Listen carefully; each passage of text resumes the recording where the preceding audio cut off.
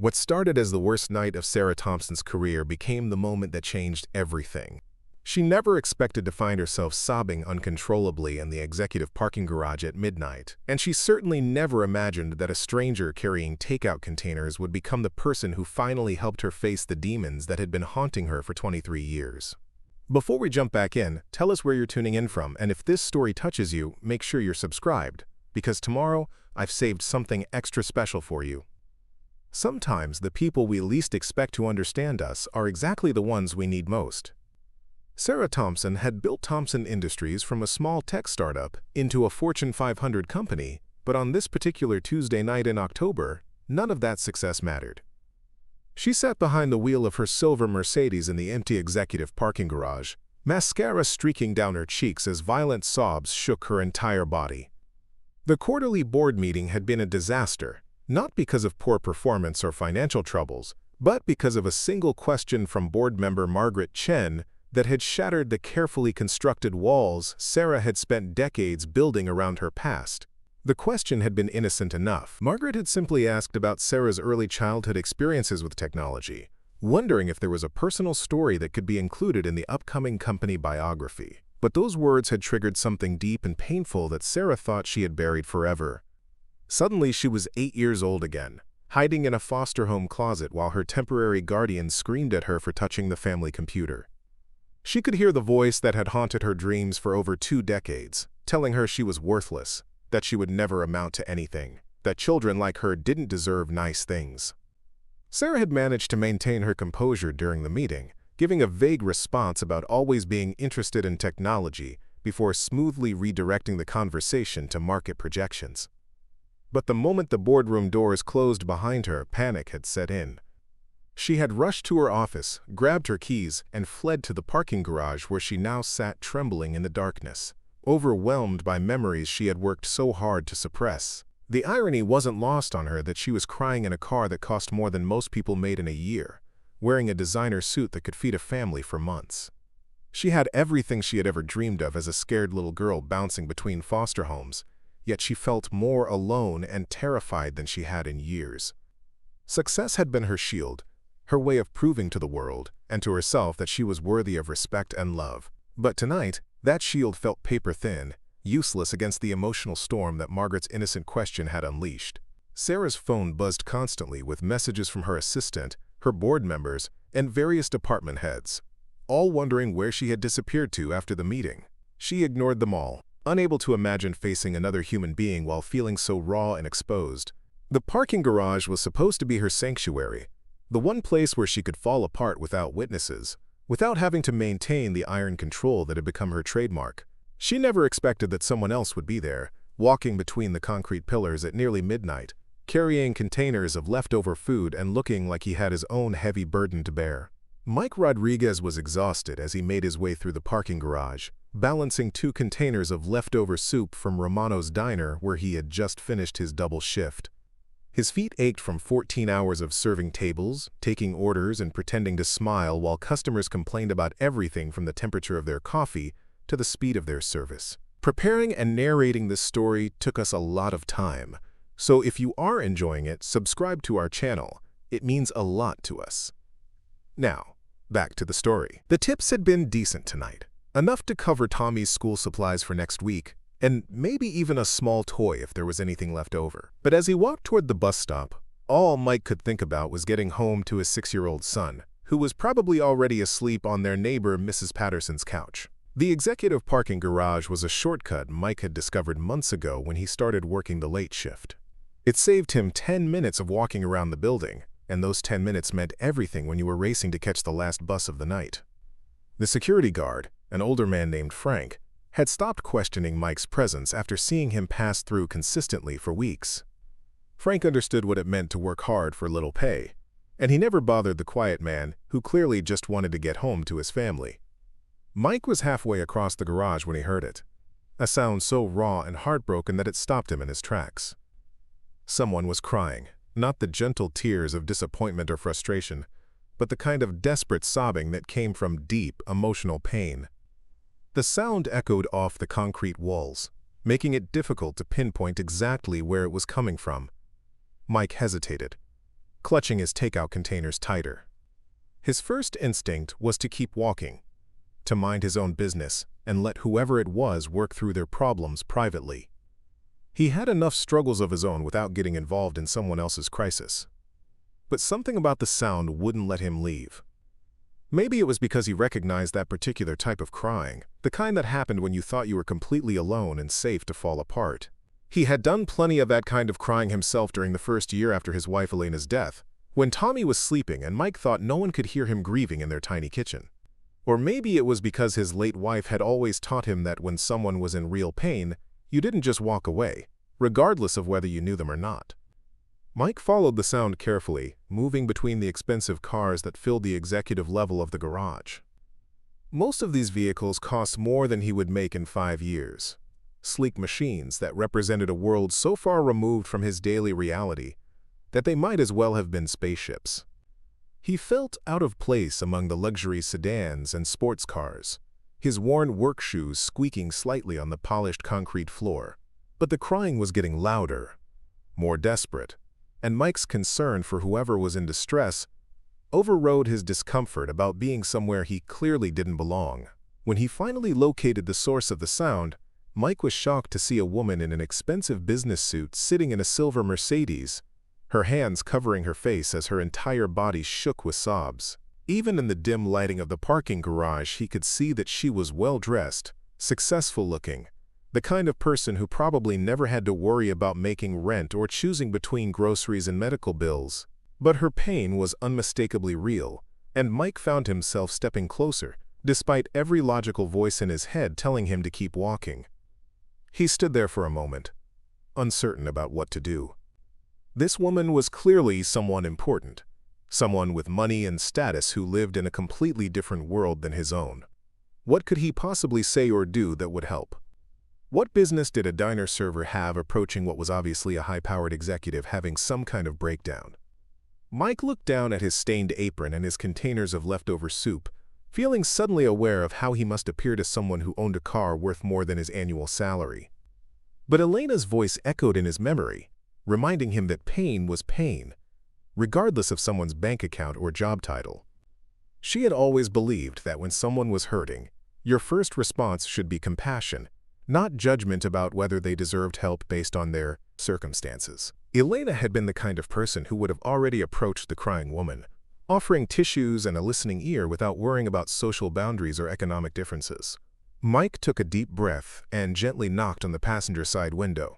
The woman's head snapped up and he could see her face clearly for the first time. Her makeup was completely ruined, mascara streaking down her cheeks in dark lines that spoke to how long she had been crying.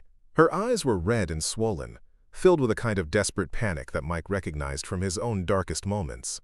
She looked terrified, not just sad, as if she had been caught in some kind of shameful act. For a moment, they just stared at each other through the car window. Mike could see her trying to compose herself, wiping frantically at her face and attempting to straighten her hair.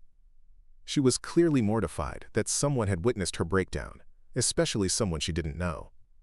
Mike held up one hand in what he hoped was a reassuring gesture, trying to communicate that he meant no harm, that he wasn't there to judge or intrude, just to help if he could. The woman slowly rolled down her window, and Mike could see that she was probably in her early 40s, with the kind of polished appearance that spoke to success and careful attention to professional image. But right now, she looked vulnerable and scared, like someone who had been carrying a heavy burden for far too long. Her voice, when she finally spoke, was hoarse from crying and barely above a whisper. "I'm sorry," she said, clearly struggling to regain her composure. "I didn't think anyone else would be here. I'll move my car if I'm blocking something." Her words were polite, but distant, the automatic response of someone used to maintaining professional boundaries even in personal crisis.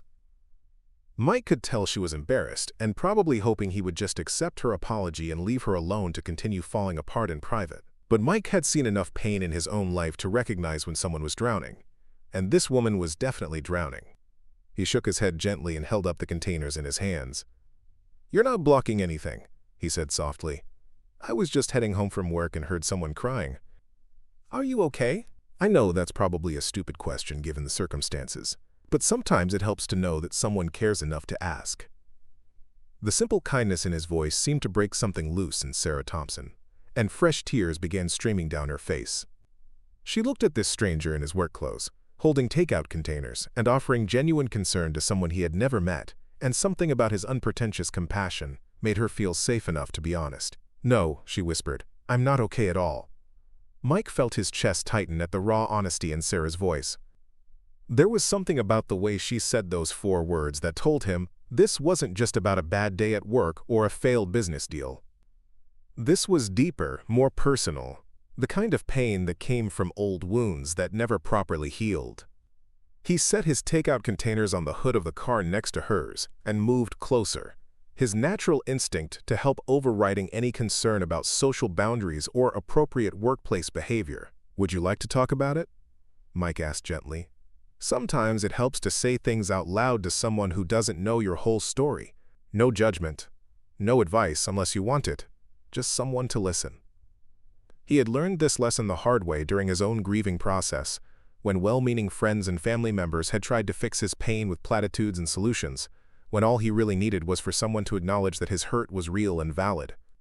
Sarah stared at him for a long moment, clearly wrestling with whether to trust this stranger with whatever was causing her such distress. Mike could see the internal battle playing out on her face as she weighed her need for privacy against her desperate desire to unburden herself to someone, anyone, who might understand. Finally, she nodded slowly and gestured toward the passenger seat of her car. "Would you mind sitting down?" she asked. "I feel ridiculous crying at you through a window, and I think my legs might give out if I try to stand right now." Her vulnerability was so complete and unguarded that Mike felt honored she was willing to share her space with him, even temporarily. He carefully moved his food containers to a safe spot and slid into the passenger seat of the Mercedes, immediately aware of how expensive everything felt compared to his own 15-year-old Honda. Sarah took several shaky breaths before she began speaking, her voice barely above a whisper as she stared straight ahead at the concrete wall in front of them. "My name is Sarah Thompson. I own the company in this building. 3 hours ago, I was in a board meeting, discussing our annual report when someone asked me about my childhood relationship with technology. It should have been an easy question, something I could answer with a prepared story about being curious about computers or inspired by early video games." She paused, wiping at her eyes with a tissue she had pulled from somewhere in the car.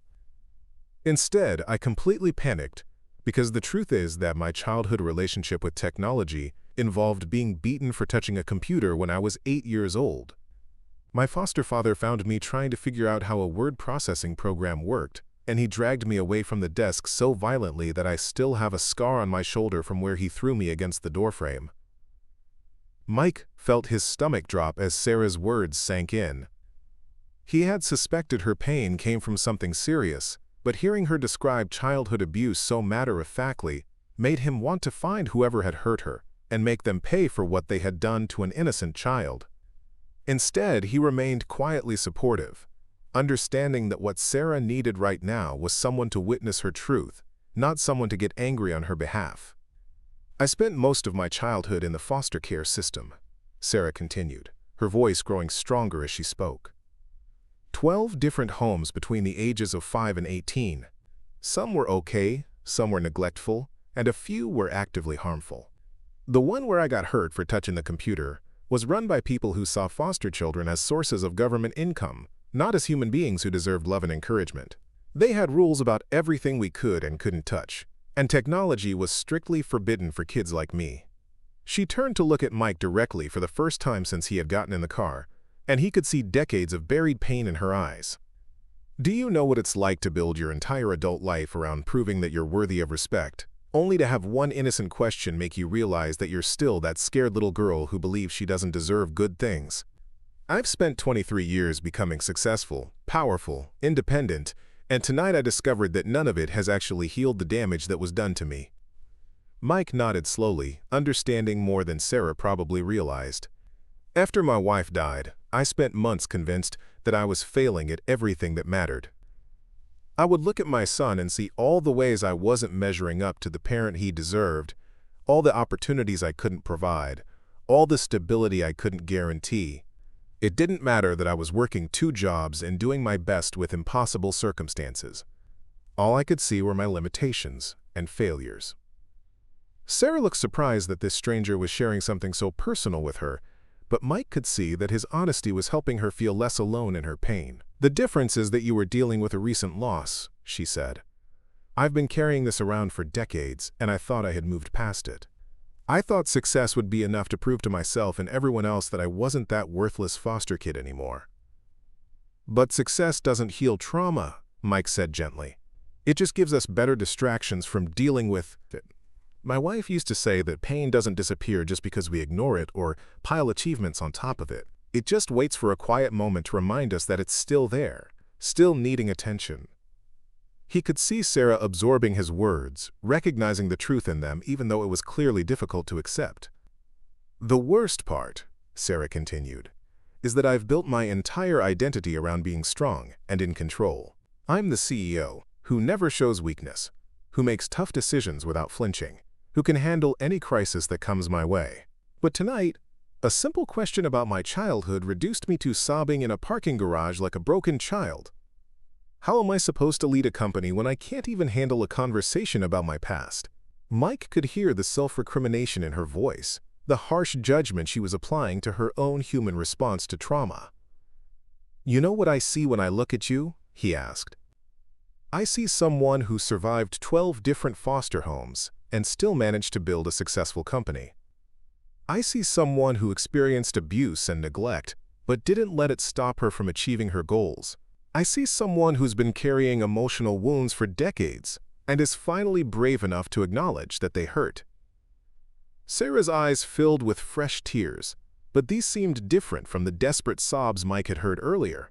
These were tears of recognition, of someone finally hearing their pain acknowledged without judgment or pressure to fix it immediately. "I don't feel brave," she whispered. "I feel like a fraud who's been pretending to be stronger than she really is." "Maybe the bravest thing you can do is stop pretending," Mike suggested. "Maybe admitting that you're human, that you've been hurt, that you're still healing, doesn't make you weak. Maybe it makes you real." He could see something shifting in Sarah's expression, a slight relaxation in her shoulders as if she was allowing herself to consider the possibility that vulnerability might not be the enemy she had always believed it to be. "I don't know how to be real," Sarah admitted. "I've been performing strength for so long that I'm not sure I remember how to just be myself, especially the parts of myself that are damaged or scared." Her honesty was so complete that Mike felt privileged to witness it, understanding that very few people had probably ever seen Sarah Thompson without her carefully constructed armor. "Maybe that's something you can learn," Mike said softly. "Maybe tonight doesn't have to be about having all the answers. Maybe it can just be about admitting that the questions are harder than you expected." As he spoke, Mike realized that this conversation was helping him process his own grief and struggles in ways he hadn't anticipated, reminding him that healing often happened through connection with others who understood pain, even when their specific circumstances were completely different. Sarah sat in silence for several minutes, processing Mike's words and feeling something she hadn't experienced in years. For the first time since childhood, someone was looking at her pain without trying to minimize it, fix it, or use it against her. Mike's presence felt steady and non-judgmental, creating a space where she could finally stop performing and just exist as she was, broken pieces and all. "Can I ask you something?" Sarah said, turning to face Mike more fully. "Why did you stop? Most people would have kept walking when they heard someone crying in a parking garage. Especially someone like me, in a car like this, in a place like this. Why did you get involved?" Her question wasn't accusatory, just genuinely curious about what motivated a stranger to show such kindness. Mike was quiet for a moment, considering how to explain something he wasn't entirely sure he understood himself. "My wife Elena used to say that we're all just walking each other home, that every person we meet is carrying something heavy that we can't see. She believed that when someone's burden becomes visible, when they're crying or struggling or falling apart, that's not the time to look away. That's the time to step closer." He gestured toward the takeout containers he had left on the car hood. "I was carrying soup home from the diner where I work. Leftover food that would have been thrown away if I hadn't asked for it. It's not much, but it means my son Tommy will have something warm to eat tomorrow when he gets home from school. I know what it's like to need help, to feel like you're barely keeping your head above water. Maybe that's why I couldn't just walk past someone who was drowning." Sarah felt something crack open in her chest at Mike's simple honesty. Here was a man who was clearly struggling financially, working late shifts at a diner, taking home leftover food to feed his child, and yet he had stopped to help a stranger who obviously had more material wealth than he would ever see. The contrast between his circumstances and his generosity highlighted just how isolated and self-focused her own success had made her. "Tell me about your son," Sarah said, surprising herself with the request. She rarely asked personal questions, preferring to keep conversations focused on business matters where she felt confident and in control. But something about Mike's gentle presence made her want to understand the life he was living, the world he inhabited that was so different from her own. Mike's entire demeanor changed when he spoke about Tommy. His tired shoulders straightened, his eyes brightened, and his voice filled with unmistakable love and pride. "Tommy is 6 years old and smarter than I ever was at his age. He asks questions about everything, wants to understand how machines work, why the sky changes colors, how computers remember things. His mother Elena died in a car accident 2 years ago, and he's been the reason I get up every morning since then." Sarah watched Mike's face as he talked about his son, seeing the complete devotion of a parent who had reorganized his entire life around caring for his child. "It must be incredibly difficult raising him alone while working multiple jobs," she said, recognizing that Mike was living a reality she had never had to contemplate. Her own childhood had been marked by adults who saw children as burdens rather than blessings, making Mike's obvious dedication to his son both foreign and deeply moving. "Some days are harder than others," Mike admitted. "There are nights when I get home from work and Tommy is already asleep, and I wonder if I'm failing him by not being more present. There are weeks when the bills pile up faster than I can pay them, and I lie awake worrying about what happens if I get sick or injured and can't work. But then he'll do something like draw me a picture of us together, or tell me about something he learned at school, and I remember that love doesn't require a big bank account. It just requires showing up." Sarah felt tears threatening again, but these were different from the desperate sobs that had consumed her earlier. These were tears of recognition, of understanding something about love and sacrifice that her own childhood had never taught her. "You're a good father," she said simply. "Tommy is lucky to have someone who loves him so completely." The words felt inadequate, but they were true, and Sarah could see that Mike needed to hear them. "What about you?" Mike asked gently. "Do you have family? People who know about your past, who support you through difficult times like this?" His question wasn't invasive, just an invitation for Sarah to share whatever she felt comfortable revealing about her personal life. Sarah laughed, but there was no humor in the sound. "I have a company full of employees who respect me, a board of directors who trust my leadership, and a bank account that could solve most problems money can fix. But family? People who really know me? No. I've never allowed anyone to get that close. It seemed too risky, too vulnerable. I convinced myself that professional success was enough, that I didn't need the occasions of deep personal relationships." She paused, looking out at the empty parking garage around them. "But sitting here tonight, talking to you, I'm realizing how lonely that choice has made me. When that board member asked about my childhood, I had no one to call, no one who would understand why such a simple question could trigger such a massive breakdown. I've spent so much energy building walls to protect myself that I've accidentally built a prison instead." Mike nodded, understanding the isolation that could come from trying to handle life's challenges alone. "After Elena died, I almost made the same mistake. I was so focused on not being a burden to anyone, on proving I could handle single parenthood without help, that I nearly cut myself off from everyone who cared about us. It took Tommy asking why we never saw our friends anymore for me to realize that independence and isolation aren't the same thing. How did you find your way back?" Sarah asked, genuinely curious about how someone learned to accept help and build community after trauma and loss. "Slowly," Mike said, "and with a lot of mistakes along the way, but mostly by remembering that Elena had always believed people were meant to support each other, that asking for help wasn't weakness, but wisdom. She used to say that the strongest people were the ones who knew when to lean on others, not the ones who never needed anyone." As he spoke, Sarah could hear the love and grief in his voice, the way Elena's wisdom continued to guide him even after her death. Part 5. The Transformation. 3 months later, Sarah Thompson stood in the lobby of Romano's diner, feeling more nervous than she had before any board meeting or corporate presentation. She had been coming here every Tuesday evening since that night in the parking garage, initially just to see Mike and continue the conversations that had begun in her car. What started as gratitude for his kindness had evolved into something she had never expected to find: genuine friendship with someone who saw past her title and bank account to the person she was still learning to become.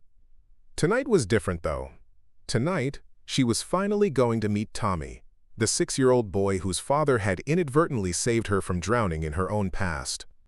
Mike had been hesitant to introduce them, not because he didn't trust Sarah, but because he was protective of his son's emotional well-being and cautious about bringing new people into Tommy's carefully structured world. Sarah understood his caution and had been patient, knowing that earning a place in their lives was a privilege that couldn't be rushed or demanded. Mike appeared from the kitchen, his work shift finally over, and Sarah could see the mix of anticipation and worry in his expression. Over the past few months, their friendship had deepened through countless conversations about everything from childhood trauma to parenting fears to dreams for the future. Mike had become the person Sarah called when she needed to talk through difficult decisions, not because he had business expertise, but because he had wisdom about human nature that no MBA program could teach. "He's waiting at our usual table," Mike said, nodding toward the back corner booth where he and Tommy shared dinner most evenings after school. "I told him you're a friend of mine who wanted to meet him, but I didn't mention your job or anything about the company. I want him to just see you as Sarah, not as someone impressive or intimidating." His protectiveness was evident, and Sarah felt honored that he trusted her enough to make this introduction at all. Sarah followed Mike through the diner, past tables filled with working families and elderly couples sharing quiet conversations over coffee and pie. This place had become a sanctuary for her, so different from the expensive restaurants where she usually conducted business meetings. Here, people talked about real things like school projects and doctor appointments and weekend plans. Conversations that reminded her there was a whole world beyond quarterly reports and stock prices. Tommy Rodriguez was smaller than Sarah had expected, a thin boy with his father's dark eyes and an expression of curious intelligence that reminded her of her own childhood hunger for understanding. He looked up when they approached the table, and Sarah could see him evaluating her with the careful assessment of a child who had learned that adults weren't always trustworthy or consistent in their behavior. "Tommy, this is my friend Sarah," Mike said, sliding into the booth beside his son. "Sarah, this is the most important person in my world, Tommy Rodriguez." The love in Mike's voice was so complete and unguarded that Sarah felt her throat tighten with emotion. She had never heard an adult speak about a child with such obvious pride and devotion. "Hi, Tommy," Sarah said, sitting across from them and trying to project the same calm, non-threatening energy that Mike had shown her that night in the parking garage. "Your dad talks about you all the time. He says you're really smart and asks great questions about how things work." She had learned from Mike that Tommy responded better to being treated as an intelligent person rather than being talked down to in the sing-song voice many adults used with children. Tommy studied her for a moment before responding. "Are you the lady who was crying in the parking garage?" he asked with a directness that only children possessed. Sarah felt her cheeks flush, surprised that Mike had shared that detail with his son, but also touched that their first meeting had been significant enough to mention. Mike looked embarrassed. "Tommy, we talked about this. Sometimes adults go through difficult times, and it's not polite to—" "It's okay," Sarah interrupted gently. "Yes, Tommy, I was crying that night. I was very sad about some things that happened to me when I was little, and your dad helped me feel better by listening and being kind. He's a very good friend." She could see Tommy processing this information, trying to understand the adult world of emotional complexity that he was still too young to fully grasp. "Dad says you're really smart too," Tommy said, apparently satisfied with her explanation. "He says you built a whole company by yourself. That must have been hard work." His matter-of-fact acceptance of her success without any of the intimidation or awe that adults often showed was refreshing and somehow validating in a way that professional accolades had never been. Over the next hour, Sarah found herself drawn into Tommy's world of questions and observations. He wanted to know about everything from how skyscrapers stayed standing to why computers could remember things but sometimes forgot others.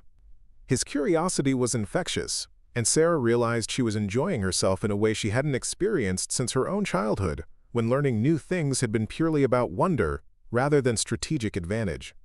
Sarah knows a lot about computers, Mike told his son when Tommy asked about how video games were made.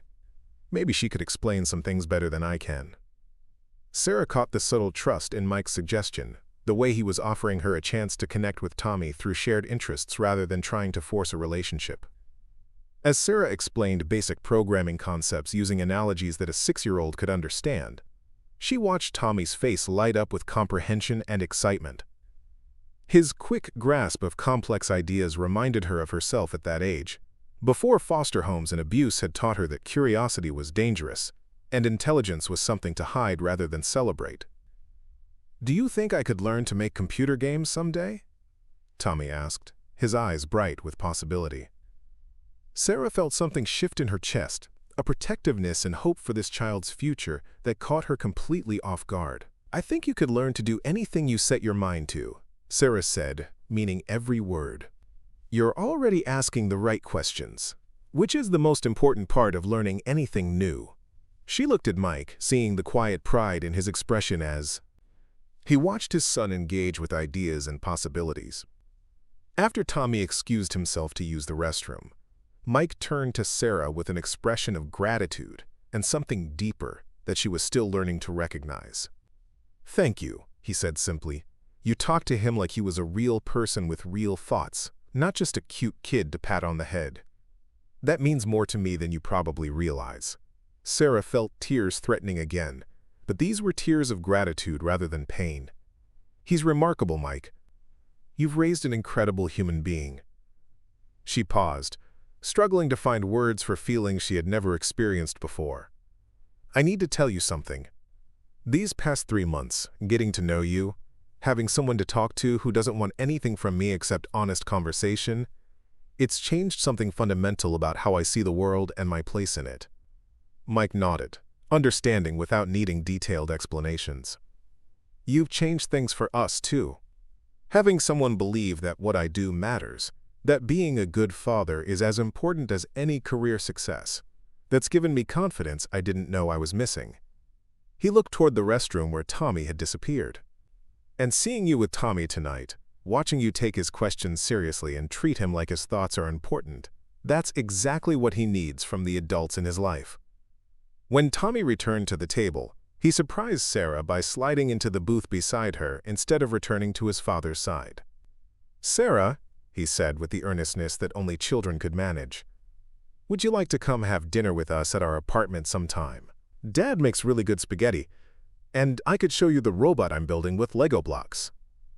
Sarah looked at Mike, seeing his slight nod of encouragement, and felt something she had never experienced before. The warm certainty of being genuinely wanted by people who had no ulterior motives, who simply enjoyed her company for who she was rather than what she could provide. "I would love that very much, Tommy," she said, her voice thick with emotion she was still learning not to hide. 6 months after that first dinner at their small apartment, Sarah Thompson made a decision that shocked everyone who knew her professionally. She announced that Thompson Industries would be launching a new initiative focused on providing technology education and mentorship to children in the foster care system. The program would offer after-school classes, weekend workshops, and summer camps, designed to give kids like she had been access to the tools and knowledge that could transform their futures. Mike Rodriguez became the program's first director, leaving his job at the diner to oversee curriculum development and mentor training. His combination of technical knowledge, teaching ability, and genuine care for children made him perfect for the role, though Sarah knew the real reason she had created the position was because she couldn't imagine building something so important without having him as her partner in the effort. Tommy thrived in the program's pilot classes, his natural curiosity and quick mind, making him both an eager student and an effective peer mentor for younger children. Watching him help other kids understand basic programming concepts reminded Sarah daily of why the work mattered, of how much potential was being wasted when society wrote off children simply because of their circumstances.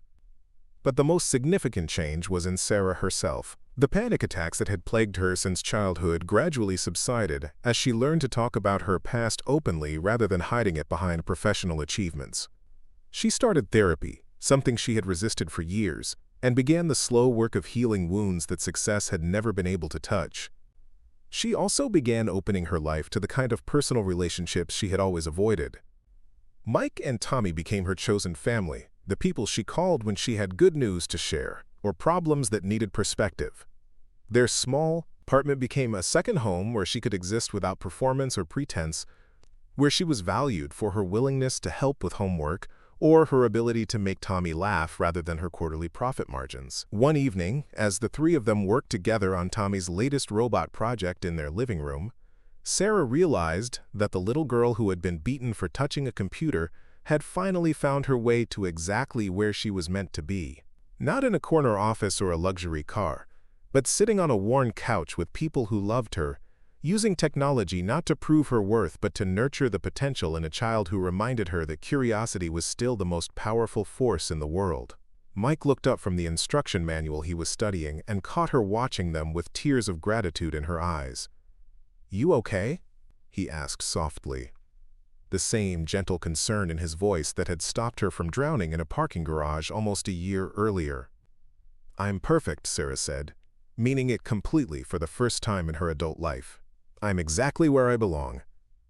The night that had started with Sarah Thompson crying alone in her car had become the beginning of something she had never known she was missing, a family built on understanding, acceptance, and the radical idea that everyone deserved to be seen for who they truly were rather than what they had achieved or failed to achieve. Sometimes the people who save us are exactly the ones we least expect to understand our pain, and sometimes the greatest success isn't measured in dollars or recognition, but in the simple certainty that we are loved for who we are rather than what we can produce. Up next, you've got two more standout stories right on your screen. If this one hit the mark, you won't want to pass these up. Just click and check them out.